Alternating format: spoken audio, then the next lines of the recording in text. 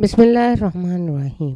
السلام علیکم عزیز طلبہ و طالبات۔ ابتدائی حساب ابن انشا کا اصل نام شیر محمد خان تھا، تخلص انشا تھا، لیکن مشہور انشا جی کے نام سے ہوئے۔ ابن انشا 15 جون 1927 کو ضلع جلندھر میں پیدا ہوئے۔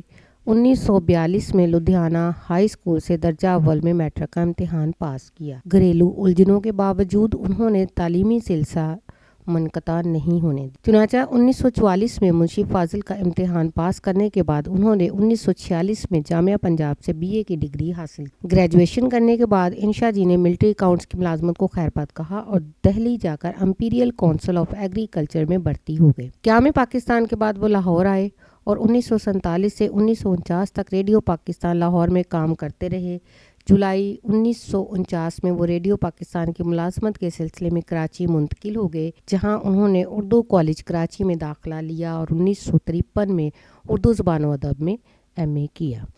ابن انشا ایک بلند پایہ کالم نگار، مصنف، مترجم، مزاح نگار اور شاعر تھے۔ ہندی ادب کا انہوں نے گہرا مطالعہ کیا تھا۔ 1945 میں روزنامہ انجام میں باتیں انشا جی کے عنوان سے لکھتے رہے۔ مطالعاتی مواد کے امور میں ابن انشا پاکستانی یونیسکو کے نمائندے تھے۔ سفرناموں، ترجموں اور شاعری پر مبنی تصنیفات اور تالیفات کا ایک وسیع ذخیرہ ابن انشا نے ہمارے ادب میں چھوڑا۔ اردو سفرناموں کو تحریر کی شگفتگی اور طنز و مزاح سے متعارف کرانے میں ابن انشا کا نمایاں کردار ہے۔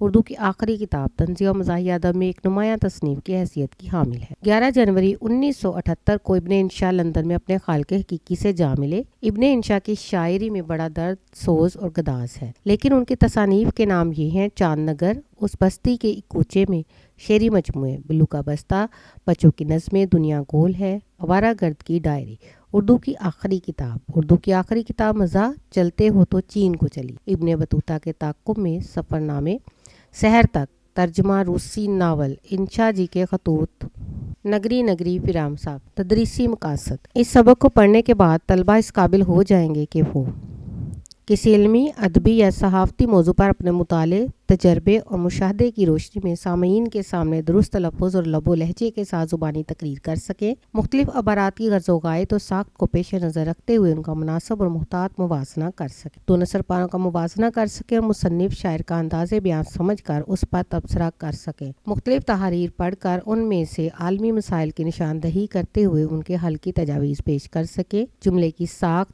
بناوٹ اور روزمرہ محاورے کے لحاظ سے غلط فقرات کی درستی کر سکیں، اپنی جماعت کے معیار کے مطابق روزمرہ ضرب الامثال محاورات میں امتیاز کر سکیں اور ان کے مرکب جملے تحریر کر سکیں۔